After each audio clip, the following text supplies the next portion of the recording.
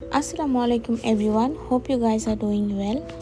তো এখন হচ্ছে একদম ভোরবেলা, আর এখানে হচ্ছে আম্মু গাছে পানি দিচ্ছিল।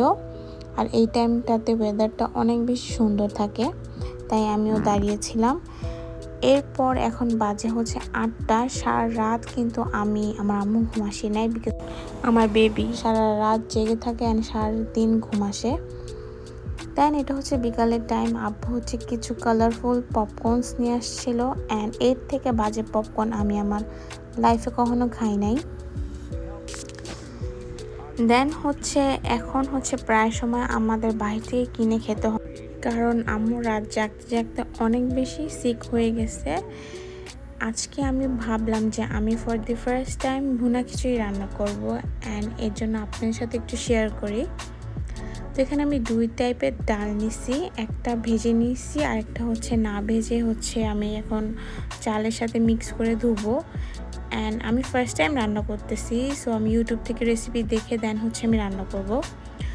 তো সব কিছু ক্লিন করছি, কেটে নিছি। এখন হচ্ছে আমি রান্না শুরু করব। সো ফার্স্টে হচ্ছে আমি একটু ঘি অ্যান্ড অয়েল ইউজ করছি। দেন হচ্ছে পেঁয়াজগুলি হচ্ছে আমি একটু ভালো করে ভেজে নিব, বাট যেই দারচিনি অ্যান্ড তেজপাতা এগুলো যে আগে ভাজতে হয়, বাট আমি ভুলে গেছি। আগে আমি পেঁয়াজ দিয়ে দিছিলাম। এরপর হচ্ছে আম্মু সব মশলা হচ্ছে দিয়ে দিছে। দেন হচ্ছে এখানে একটু আদা রসুনের পেস্ট আমি ইউজ করছি, এটাকে হচ্ছে 1 মিনিটের মতো আমি ভেজে নিচ্ছি। এরপর এখানে আম্মু যা যা মশলা দিছে আমি হচ্ছে সব একসাথে দিয়ে দিছি। দেওয়ার পর হচ্ছে এটাকে ভালো করে মিক্স করে নিছি। মিক্স করার পর হচ্ছে এখানে একটু পানি দিছি, এটাকে ভালো করে হচ্ছে কষাবো।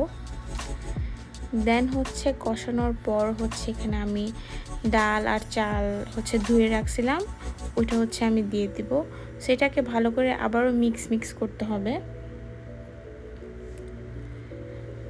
এরপর হচ্ছে একদম যখন ইয়েলো কালার হয়ে যাবে তখন হচ্ছে পরিমাণ মতো পানি দিয়ে দিতে হবে।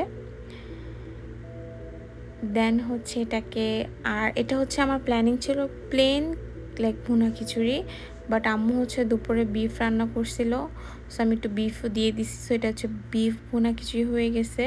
একটু ডিম ভাজিও করে নিয়েছিলাম সাথে। And thanks for watching. Do like, share and subscribe to my Facebook page and YouTube channel.